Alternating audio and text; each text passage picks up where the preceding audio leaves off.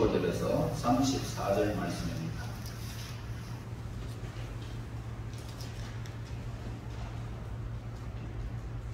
그러므로 내가 너희에게 이르노니 목숨을 위하여 무엇을 먹을까 무엇을 마실까 몸을 위하여 무엇을 입을까 염려하지 말라. 목숨이 음식보다 중하지 아니하며 몸이 의복보다 중하지 아니하냐. 공중의 새를 보라. 심지도 않고 거두지도 않고 창고에 놓아두지도 아니하되 너희 하늘 아버지께서 기르시나니 너희는 이것들보다 귀하지 아니하냐. 너희 중에 누가 염려하면 그 키를 한 자나 더할 수 있느냐. 또 너희가 어찌 의복을 위하여 염려하느냐. 들의 백합화가 어떻게 자라는가 생각하여 보라. 수고도 아니하고 길쌈도 아니하느니라. 그러나 내가 너희에게 말하노니 솔로몬의 모든 영광으로도 입은 것이 이 꽃 하나만 갖지 못하였느니라.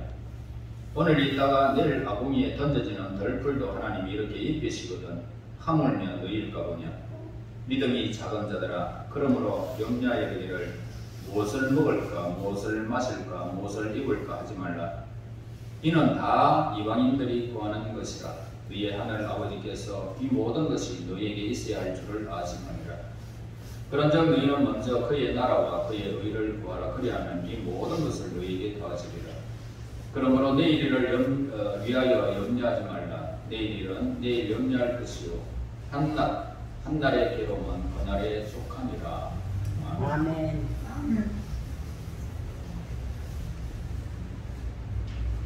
미국의 백화점 왕으로 알려진 제이시 펜이라고 하는 사람이 있습니다. 목사의 아들로 태어난 이 펜이는 사업을 실패했지만 실패하고 많은 빚을 지게 되었습니다. 빚쟁이들에게 시달리고 심한 재정난을 겪으면서 그의 걱정과 근심은 이만저만이 아니었습니다. 건강이 최고로 악화되면서 펜이는 미시간주 배틀크릭에 있는 이 병리병원에 수용되게 됩니다. 어느 날 아침 지치고 낙심한 그에게 바람을 타고 찬송 소리가 들려오게 됩니다. 그가 무거운 몸을 이끌고 소리나는 곳을 간신히 찾아갔더니 어떤 작은 건물에서 기도회가 열리고 있었습니다. 그 뒷자리에 가서 가만히 앉았는데 매우 친숙한 그런 찬송 소리가 들리게 됩니다. 너 근심 걱정 마라 그러면서 연주가 시작됩니다. 그 찬송은 그의 마음속에 가득 찬 염려를 몰아내어졌고 큰 확신이 주어졌습니다. 그는 외치기 시작했습니다. 하나님, 저는 아무것도 할 수 없습니다. 저는 이제 지쳤습니다. 저를 좀 도와주세요. 그 후에 그는 고백을 이렇게 했습니다. 나는 무한히 어두운 공간에서 찬란한 태양빛으로 옮겨지는 느낌이었고 마음속에 무거운 짐이 옮겨져서 그 방을 나올 때는 새로운 사람이 되었다 라고 고백을 했습니다. 그 후에 그는 건강을 회복했고 다시 용기를 내어 사업을 시작한 결과에 성공을 거두었고 미국의 대백화점 왕이 될 수가 있었던 것입니다. 우리의 신앙을 방해하는 두 요인이 있어요. 돈의 염려와 유혹이 있습니다. 돈은 외적으로 염려는 내적으로 경계해야 할 그런 대상입니다. 특히 염려, 근심, 걱정은 일종의 습관으로 이루어지는 것들입니다. 일단 염려하는 버릇이 몸에 배면 어떻습니까? 좋은 환경이 되어도 계속 미래를 생각하면서 과거의 어떤 실패를 생각하면서 근심을 하게 된다는 것입니다. 본문에서 예수님은 6번을 반복합니다. 염려하지 말라. 그러므로 염려하지 말라. 왜 예수님이 그토록 염려하지 말라라고 하셨을까? 염려는 우리의 몸을 상하게 해버립니다. 염려라는 단어는 뭐냐면 마음이 두 갈래로 나누어진다는 것입니다. 그리고 생각을 가른다는 이야기입니다. 우리가 염려하면 생각이 나누어져 가지고 혼란스럽고 방황하게 되어지고 머리가 아프고 소화가 안 됩니다. 잠이 잘 이룰 수가 없습니다. 결국 어떻습니까? 우리의 몸을 염려 때문에 내가 병에 시달리게 된다는 것은 질병이 오고 마는 것입니다. 그래서 잠언서는 이렇게 말합니다. 마음의 즐거움은 양약이라도 심령의 관심은 뼈를 마르게 하느니라 라고 잠언 17장 22절에서 기록하고 있습니다. 이 기쁨의 보약이요, 기쁨은 건심을 몰아내는 것입니다. 건심하게 되면 어떻습니까? 독약을 내가 먹는 거예요. 독약을. 그러니까 염려는 무의미한 것이다. 염려는 무의미한 것이다. 여러분, 이 말씀을 여러분 꼭 기억해야 됩니다. 예수님께서 말씀하셨습니다. 누가 근심함으로 내 키가 작다고 해서 한 자라도 1cm라도 더 키울 수가 있느냐? 염려한다고 해서 이 일이 해결되지 않는다는 사실을 예수님께서 우리에게 일러주는 말씀입니다. 참으로 쓸데없는 것, 전혀 필요 없는 것, 가장 무가치한 것은 염려라는 것입니다. 염려는 어디서부터 시작될까요? 우리의 불신앙에서부터 시작된다는 것을 알아야 됩니다. 하나님께서 공중의 새도 먹이시고 들의 백합화도 가꾸시거늘 하나님의 자녀인 너희들을 돌아보시지 않겠느냐? 여러분, 이 말을 여러분들은 귀담아 들어야 됩니다. 하물며 이 세상 피어나는 들의 풀, 그것도 귀히 여기면서 하나님이 기르시는데 어떻게 너희 하나님의 형상대로 지원받은 하나님의 백성들을 가거든. 진정 우리가 하나님을 나의 아버지로 믿고 살아간다면 최소한 5가지 근심은 해결한다는 사실을 기억해야 됩니다. 의식주, 목숨을 주신 하나님께서 일하는 자에게 반드시 우리에게 필요한 것을 하나님은 공급해 주신다라는 사실을 우리는 기억해야 됩니다. 그리고 우리가 열등의식이 있습니다. 열등의식. 하나님의 형상으로 창조된 우리는 이 세상의 유일무이한 가장 아름다운 존재가 우리 인생이라는 것을 여러분 기억해야 됩니다. 그리고 저주의식. 자기 아들을 주시기까지 그렇게 우리를 위한 하나님의 큰 은혜를 우리에게 베풀어 주신 그 사랑을 그렇게 하셨는데 하나님께서 반드시 우리에게 좋은 것을 주시지 않겠느냐라는 이 사실을 우리에게 가르쳐주고 있습니다. 그리고 불확실한 미래, 우리가 아버지의 뜻대로 살기만 하면 반드시 선한 길로 인도하신다는 것입니다. 저는 열왕기서를 읽으면서 하나님께서 솔로몬에게 하시는 이야기를 저는 들었습니다. 네가 너의 아버지 다윗과 같이 내 명령을 지키고 내 법도를 지키면 내가 너를 복을 줄 것이고 네 자손을 번성케 할 것이고 그렇게 내 해줄 것이다. 그러나 나의 말을 불순종하고 내 명령을 지키지 아니하고 법도를 지키지 아니하면 너의 자손을 끊어버리겠다.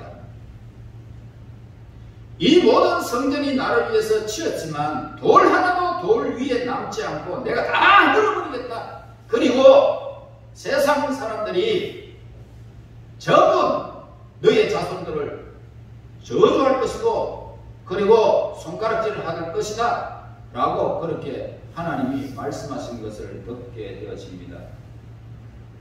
여러분, 저는 이 말씀을 읽으면서 하나님의 법도를 내가 다 지킬 수가 없고 그 모든 율법을 내가 다 행할 수 없는 연약한 저를 어떻게 하면 좋겠습니까? 라고 물었을 때에 성령께서 이렇게 말씀하십니다.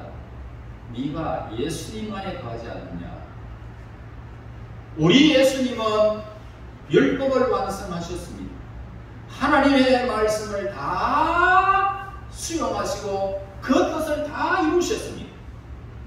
내가 예수님을 힘입어 나는 의로운 자야. 얼마나 밝은 빛이 내게 비춰지는지. 여러분들은 세상에서 살아가면서 율법을 다 지킬 수가 없어요.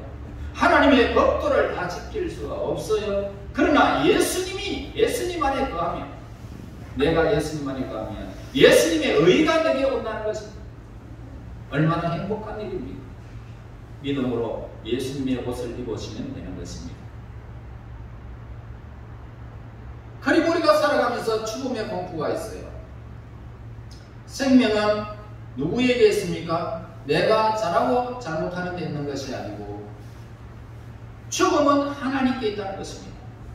하나님의 손길에 있기 때문에 언제 어떤 모양으로 가든지 우리는 이 땅 위에서 가는 곳이 천국임을 확신하고 있습니다. 틀림이 없습니다. 천국입니다. 어떤 모양으로 이 세상을 살아가든지 관계가 없단 말입니다. 여러분, 세계적인 권위 있는 연구조사에 의하면 우리의 걱정 근심 가운데 80%가 일어날 수 없는 쓸데없는 것이랍니다. 12%는 자기와 상관된 일이고, 상관없는 일이고, 오직 8%만 진정으로 걱정해야 할 만한 것이다 라고 그렇게 합니다. 그러나 성경을 보면 나머지 8%까지도 걱정, 근심, 무익하다라는 것을 우리에게 가르쳐 주는 것입니다. 왜냐하면 8%까지도 하나님께서 대신 맡아주기 때문입니다. 얼마나 평안합니까? 기도할 수 있는데 왜 걱정하십니까? 걱정할 필요 없는 쓸데없는 걱정 7가지가 있습니다. 첫째,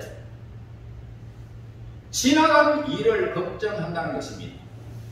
이미 지나간 일, 끝나버린 일, 붙들고 걱정하는 것은 바보짓이고 시간 낭비입니다. 어느 대학 졸업식에서 축하객인 한 사람이 학생들에게 이렇게 물었습니다. 여러분 중에 나무를 톱으로 켜본 사람들을 손 들어보세요 라고 했습니다. 거의 모두가 손을 들었습니다. 나무로 톱을 다 켜봤다는 겁니다. 그러면 톱밥을 켜본 사람이 있습니까? 라고 손을 들어보라 했습니다. 아무도 없었습니다. 톱밥은 이미 켰기 때문에 다시 켤 수가 없는 것입니다. 과거도 마찬가지입니다. 이미 지나가버린 일로 걱정하는 것은 톱밥을 다시 나무와 같이 켜려고 하는 어리석은 짓이다라는 사실을 우리에게 일러줍니다. 우리는 이따금 과거의 일로 괴로워하거나 용기를 잃어버리고 합니다. 그러나 그것은 톱밥을 켜는 것처럼 아무런 의미가 없다는 사실을 우리에게 일러줍니다. 그 다음에 두 번째로 쓸데없는 걱정입니다. 기후, 그러니까 오지 않는 일, 일어나지 않는 일, 이런 것들을 걱정하고 있다는 것입니다. 그래서 오늘 예수님께서 우리에게 하시는 말씀은 뭐예요? 오늘은 오늘에 족하다. 내일은 하나님께 속한 날이니까 너희들은 그냥 오늘 내가 무엇을 할까 그것만 해라. 셋째는 자기 뜻대로 되지 않는다는 걱정입니다. 여러분, 자기 뜻대로 될 수 있다면 어떻게 하시겠습니까? 내 멋대로 할 수 있다면 죽고 싶다고 죽으려 합니까? 아무런 쓸데가 없는 것입니다. 자기 뜻대로 안 된다고 해서 걱정할 필요가 없습니다. 내 마음 내 뜻대로 되지 않으면 어쩌나 하는 어리석고 이 교만한 사람들의 생각입니다. 무엇이든지 내 마음대로 고집을 하기 때문에 생기는 걱정임을 우리에게 가르쳐줍니다. 네 번째로는 자기 이름을 내세우려는데 그런 걱정이 있습니다. 그러니까 다시 말해서 별것도 아닌데 자기 이름 석자 명예에 신경을 쓰면서 괜한 일에 헛되이 시달리는 사람이 있습니다. 다섯째는 완전히 내 맛 맡기지 못하는 데 따른 그런 걱정입니다. 여러분, 남을 믿지 못해서 오는 그런 걱정을 우리에게 가르쳐줍니다. 여섯 번째, 날씨 때문에 걱정하는 사람도 있습니다. 하나님께서 우리 뜻에 따라서 비가 오고 안 오고 그렇게 결정하십니까? 우리 뜻이 아니에요. 하나님의 뜻이에요. 일곱 번째는 병들까봐 걱정하는 사람이 있습니다. 병들까. 그리고 결국 죽음을 맞이할까 이 말입니다. 사람은요, 어차피 이렇게 병이 들고 언젠가는 죽기 마련입니다. 그런데 이것은 자연법칙이고 우리가 진정 걱정해야 할 어떤 모습, 어떠한 형편으로 죽을까, 그런 걱정입니다.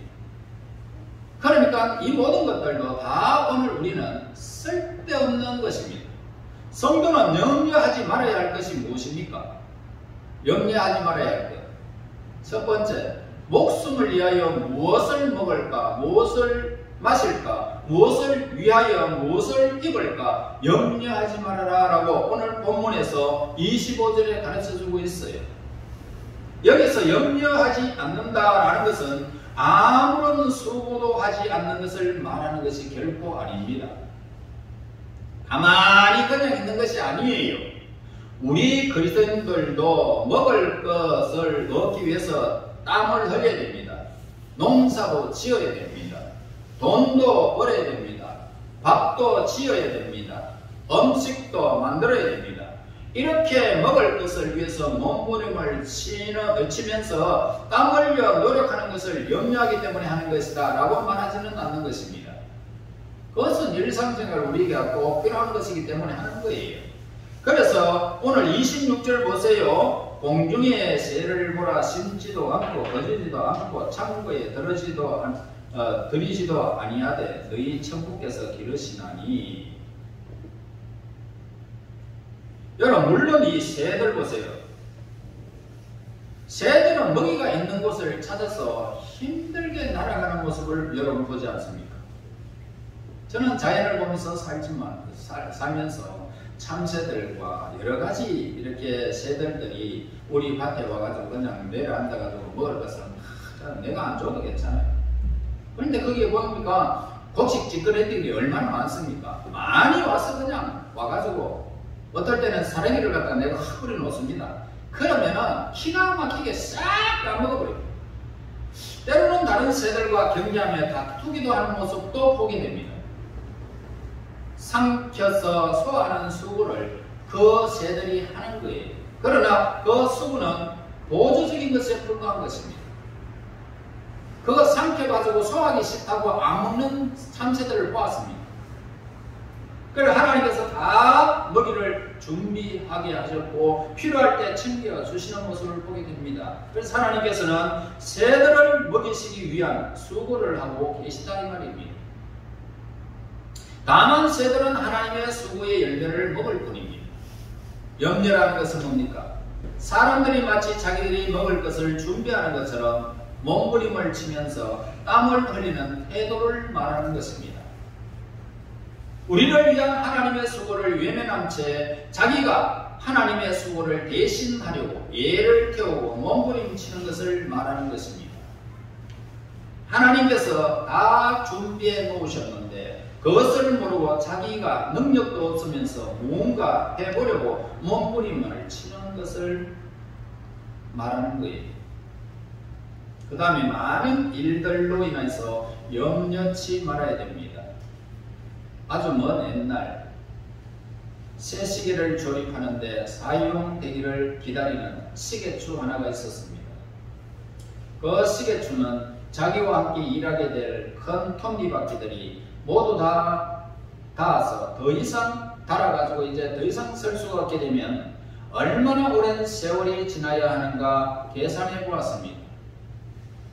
혼자 계산해 보니까 밤낮을 쉬지 않고 똑딱거리면서 움직여야만 되는데 1분 동안에 수십 번을 똑딱거려야 하고 매 시간마다 그것의 60배를 더 매 시간마다 움직이는 양의 24배 매일 감당해야 하는데 그것도 1년에 365일 동안 이렇게 하루도 빠짐없이 이렇게 소리를 내야 하니까 정말 이 시계추가 끔찍했던 것입니다.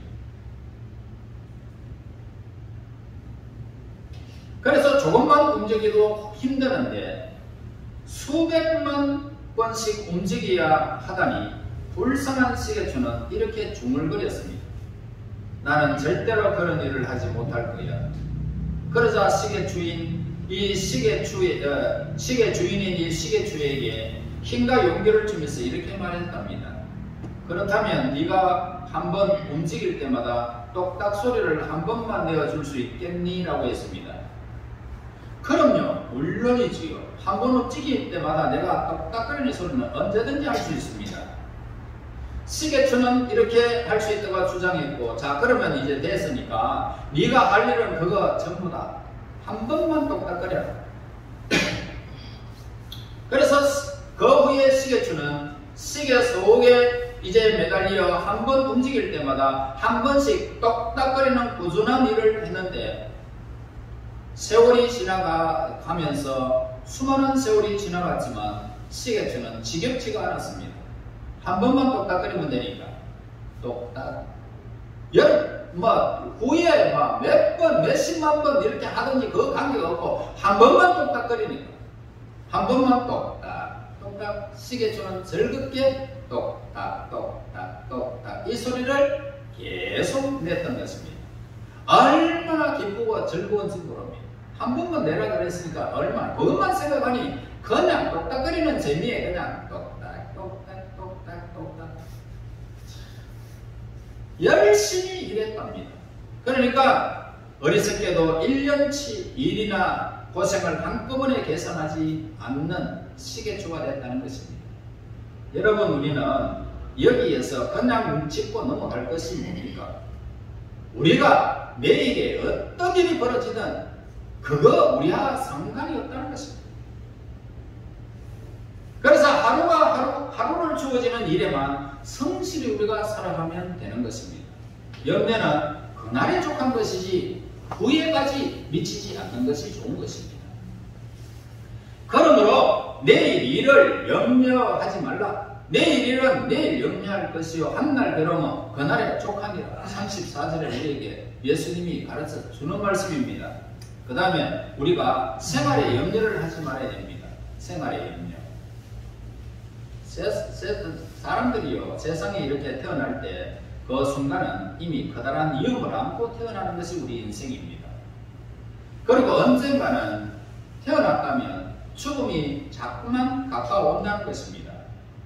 결국 부질없는 걱정, 근심들이 오히려 삶을 더 피곤하게 만들 뿐이지 우리가 생명을 더 연장하거나 뿐만 아니라 우리의 생명을 그냥 내가 어떻게 하고 싶은 대로 가는 것이 아닙니다. 하나님의 계획대로 가는 거예요. 그래서 우리가 이 말씀에 순종하는 자는 생명이 내일 어떻든지 전혀 상관하지 아니하고 하나님 앞에서 삶을 사는 것입니다. 이것이 바로 똑딱거리는 정월주와 똑같은 것입니다. 언제 끝날지는 알 수가 없지만 내 일에 최선을 다하는 거예요. 그 다음에 핍박을 받아 잡혔을 때 어떻게 하면 될까? 어떻게 말하면 될까? 염려하는 사람들이 있습니다. 여러분, 오늘 말씀을 통해서 하나님께서 우리에게 염려하지 말라고 말씀합니다. 왜 우리 염려해서 안 될까라고 하는 이 질문을 해봅니다. 왜 염려해서 안 될까? 그래서 우리가 염려하지 말아야 하는 이유를 우리에게 가르쳐 주는데, 첫째는 염려한다고 자신에게 어떤 유익이 있느냐? 유익이 없다라는 것입니다. 염려는 무익하다는 거예요. 현대인들은 막연한 불안과 염려에 시달리게 되어 있습니다. 닥칠지 안 닥칠지 모르는 것을 가지고 염려하기도 하는 것입니다.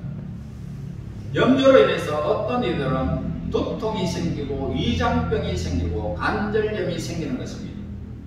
그래서 오늘 27절에 너희 중에 누가 염려함으로 그 키를 한 자나 닿을 수 있느냐라고 말씀하셨습니다.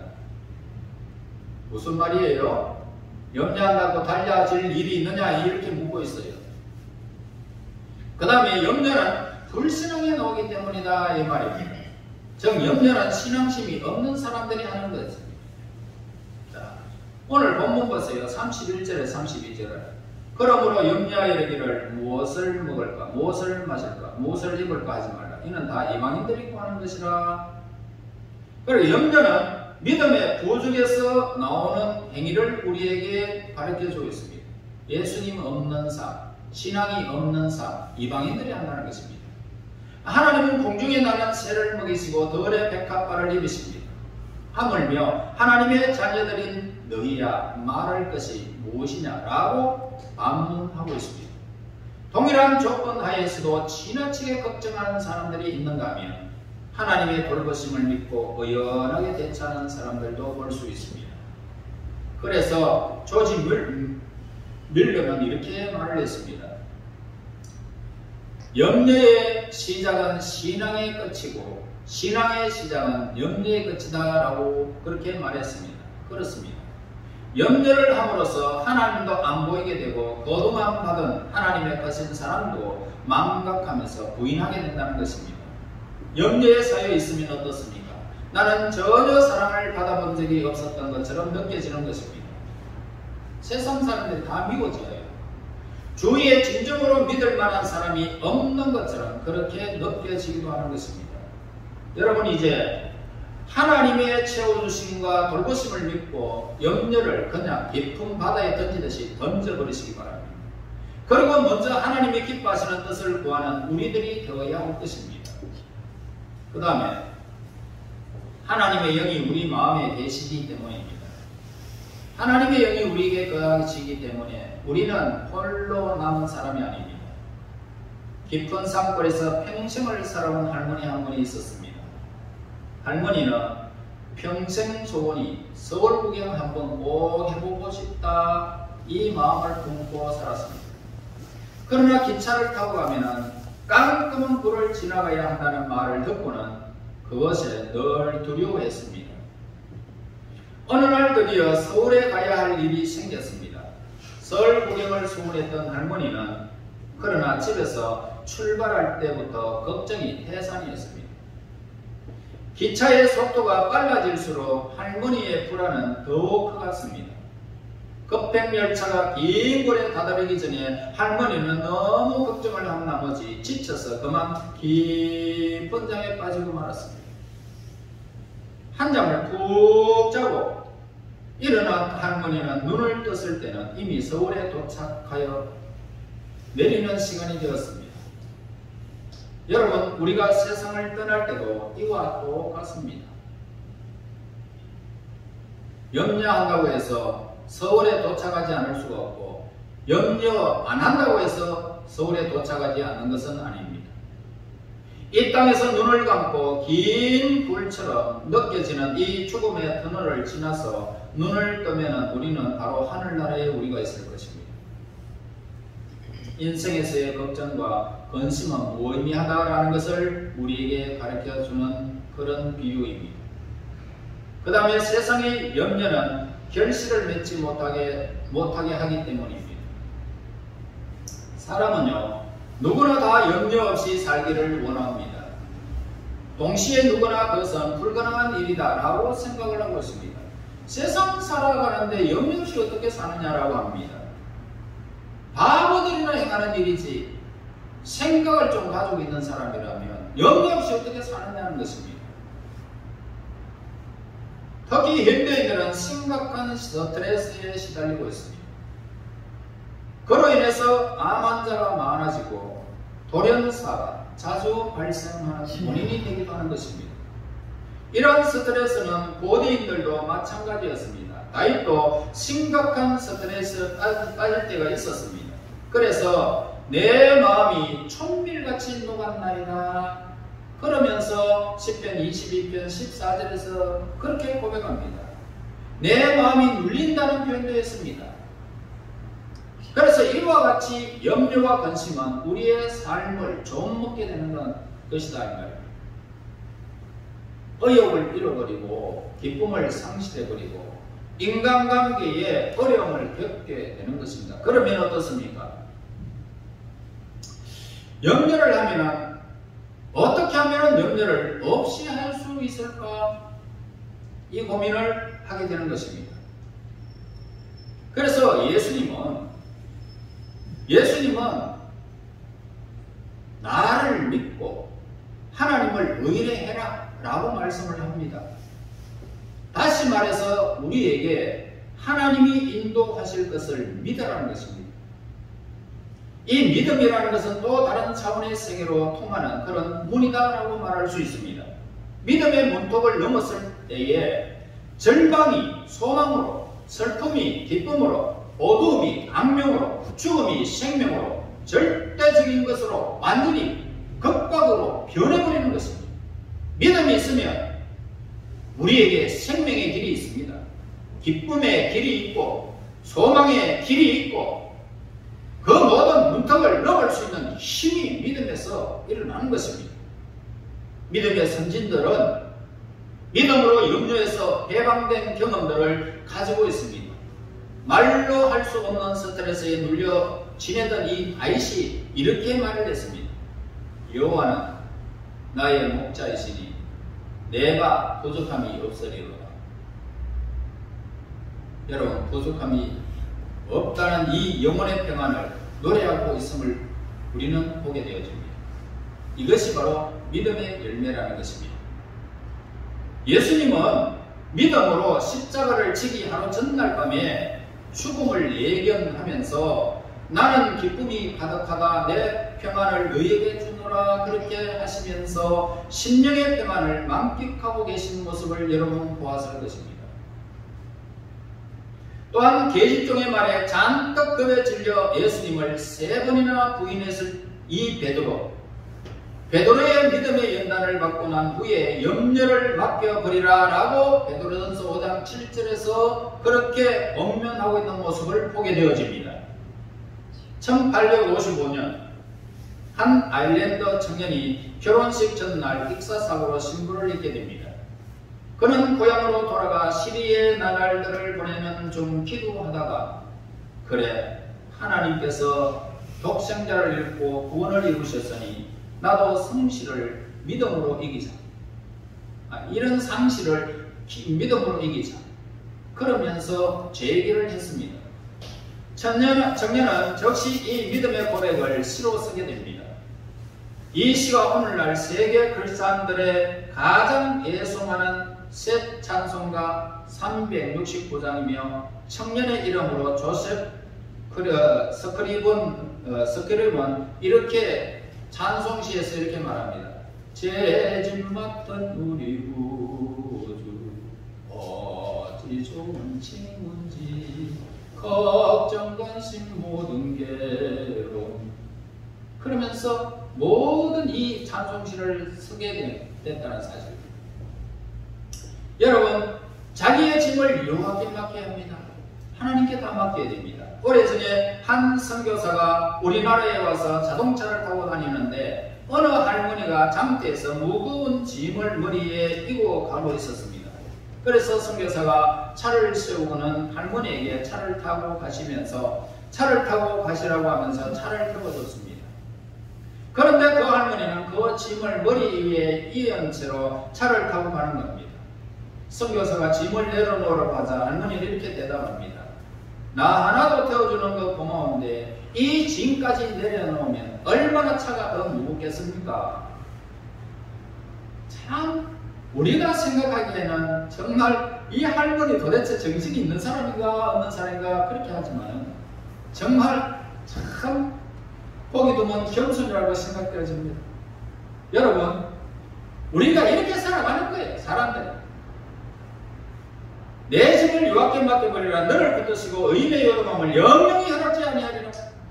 여러분, 시편 55편 22절에서 우리에게 말씀하고 있지 않습니까? 다 맡겼으면 내 짐을 내려놔야 되지. 그대로 이고 신앙생활하고 그대로 이고 삶을 살아가는 거예요. 그 다음에 우리는 기도하라고 예수님 말씀하셨죠. 쉬지 말고 기도하고 나의 길과 행사를 염려를 주께 하나님께 맡겨라. 하나님과 나 사이의 모든 장애물을 거두어낸 다음에 이제 내 문제를 가지고 하나님께 기도를 하는 것입니다. 하나님 보좌 앞에 나아가 간절히 간구할 때 하나님은 우리의 문제에 발서서 그 문제에 신속히 해결해 주든지 아니면은 적절한 때에 우리에게 응답해 주실 것입니다. 한 현자는 이렇게 말했습니다. 10시간 염려하기보다는 10분 기도해요. 정말 염려하는 것이 있다면 우리는 기도해야 할 것입니다. 어느 시간에 여러분들이 기도할지 모릅니다. 일을 하면서도 괜찮아요. 항상 하나님 앞에 내가 염려할 것이 있다면 염려하지 말고 기도하는 것입니다. 1분이라도 괜찮아요. 지금 여러분은 어떤 인생의 문제로 염려를 하며 근심하고 있느냐 묻고 싶습니다. 여러분, 우리가 염려가 우리 속에 있다면 예수님이 여러분에게 없는 거예요. 물론 염려 안 하는 사람들이 있겠습니까?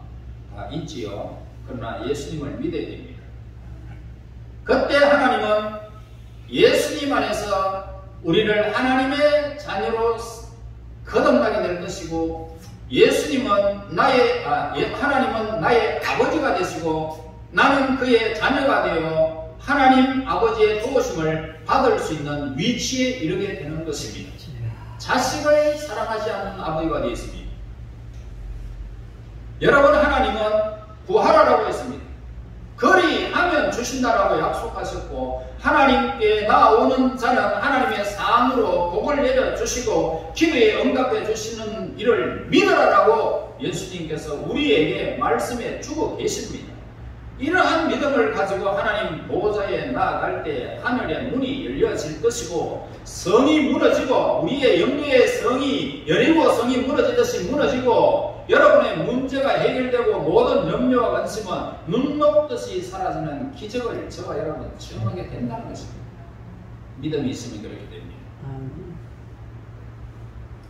너의 행사를 여호와께 맡기라. 그리하면 너의 경명을 이루리라.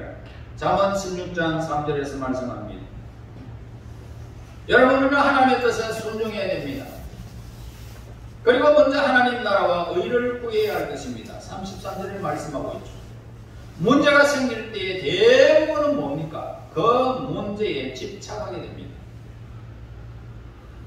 다른 모든 일을 무시하고 그 일에만 집착합니다. 그러나 문제를 해결하는 척결은 그 문제에 집착하고 근심하고 걱정하는 온몸을 지새우는 것이 아니고 하나님의 뜻을 먼저 구하는 거예요. 하나님 뜻이 어디에 있습니까? 나는 지금 이렇게 어려움에 문제에 봉착해 있는데 하나님 뜻이 어디에 있습니까? 라고 구해야 됩니다. 그 뜻에 순종하는 것을 성경은 가르치고 있습니다. 하나님의 뜻이면 이 문제는 나에게 기쁨으로, 나에게 즐거움으로, 나에게 행복으로, 나에게 이익으로 바뀔 줄 믿습니다. 하나님의 뜻이면 그렇습니다. 오늘 본문 무엇을 먹을까? 무엇을 입을까 하는 그 문제에 골몰해 있기보다는 먼저 하나님의 뜻을 찾아라는 것입니다. 그 뜻에 먼저 순종할 것을 요구하고 있어요. 이것이 하나님의 방법입니다. 아담이 에덴에서 하나님의 뜻에 순종할 때 그에게 부족한 것이 아무것도 없었습니다만, 그가 불순종의 죄에 빠지자마자 당장의 배고픔을 찾아왔고, 질병이 찾아왔고, 불행이 찾아왔고, 추위가 찾아온 것입니다. 그러자 하나님은 이러한 고통과 절망과 죽음에 몸부림치는 인생들을 불쌍히 여기셔서 예수님을 보내주셨습니다. 독생자를 보내주셨습니다.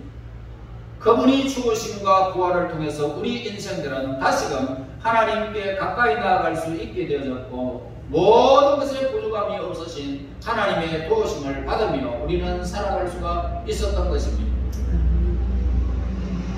그러므로 우리는 범사에 감사하고 힘을 다하여 바쁘게 일을 해야 할 것입니다. 근심에 대한 특효약은 뭡니까? 근심에 대한 특효는 감사라는 것입니다. 감사하면 경건해집니다. 감사하면 평안과 활력이 생깁니다. 감사하면 근심 걱정이 사라지게 되는 것입니다. 감사하는 그곳에는 천국이 임하는 것입니다. 그래서 성경은 수없이 반복해서 감사해라, 감사해라 그렇게 우리에게 명하고 있습니다. 여러분 기억해야 합니다. 감사의 분량이 행복의 분량이다라는 것입니다. 아무것도 염려하지 말고 모든 일에 기도와 간구로 너희 구할 것을 감사함으로 하나님께 아뢰라. 그리하면 모든 지각에 뛰어난 하나님의 평강이 그리스도 예수 안에서 너희의 모든 것을 채워주시기.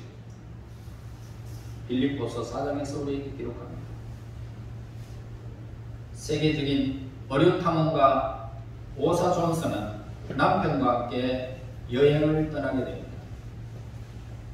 이들 부부는 25년 동안 아시아와 아프리카에 사라져가는 야생 동물을 촬영하면서 세계를 누비고 있었을 때입니다. 이렇게 돌아다니면서 찍은 기록 사진을 전시하고 강의하며 순회하던 그 중에 비행기가 추락하여 남편은 적사하고 여사는 중상을 입게 됩니다. 그러나 그녀는 3개월 후에 휠체어에 앉아서 다시 청중에게 이렇게 강의하면서 돌아다녔습니다. 그녀에게 어떤 사람이 왜 이렇게 그렇게 힘드는데 강의를 하고 있습니까? 라고 질문을 하니까 나는 슬퍼하고 근심할 시간이 안 생기도록 하기 위해서 강의하며 다닌다 라고 대답을 했습니다. 그러니까 근심의 치료법은 열심을 품고 예수님을 섬기는 것입니다. 성경에는 걱정하지 말라, 근심하지 말라, 염려하지 말라 이 말이 365번이 나오고 있습니다. 다시 말해서 매일 우리에게 걱정하지 말라는 것입니다. 염려하지 말라는 것입니다. 그리고 근심하지 말라는 것입니다. 믿음이 없이는 염려는 믿음이 적거나 사람들을 두려워해서 하는 것입니다. 그러므로 성도는 이렇게 우리가 선포해야 됩니다. 슬픔이 아니요, 근심 걱정이요 아니요, 내일 염려하고 모든 것을 하나님께 맡기시는 하나님의 사람이 되어야 할 것입니다. 걱정과 근심이 사라지고 마음의 기쁨과 사랑과 평화가 넘치는 그런 삶이 우리에게 지속되어져야 할 것입니다. 예수님 안에 있는 자에게는 결코 정죄함이 없고 우리의 삶의 모든 끝자락까지 우리를 인도하시는 분, 길 되시는 예수님이 계십니다. 여러분 예수님 안에서 평안을 되찾으시기 바랍니다. 근심 걱정이 사라지기를 바랍니다. 마음의 기쁨이, 마음의 평안이 여러분 속에 넘쳐서 이 땅의 삶에 지치지 마시고 우리는 행복한 하나님의 자녀임을 기억하면서 하나님의 길을, 하나님의 뜻을 준행하는 자는 바로 예수님 안에서 평안을 되찾는 사람들입니다. 예수님 안에서 남은 생에 정말 행복하고 염려 없이 살아서 여러분이 눈을 뜨는 순간 서울에 도착한 기차와 같이 천국의 영광을 영원히 누리시기를 예수님 이름으로 축원합니다. 아멘. 아멘. 우리와 늘 함께 하시는 우리 하나님, 우리의 모든 어려운 문제들을 하나님께 맡기오니 우리의 목자 되신 우리 하나님, 우리들의 길을 인도하여 주시고 하나님을 온전히 신뢰하게 하사 이제 저희들이 염려하지 말고 기도하게 도우시옵소서. 감사로 모든 말씀을 이기게 하시고 하나님의 인도하심을 믿음으로 따르는 하나님의 자녀가 되게 도와주시옵소서. 예수님이 주신 이 평안 속에 늘 생활하게 도우시옵소서. 예수님 이름으로 기도하옵나이다. 아멘.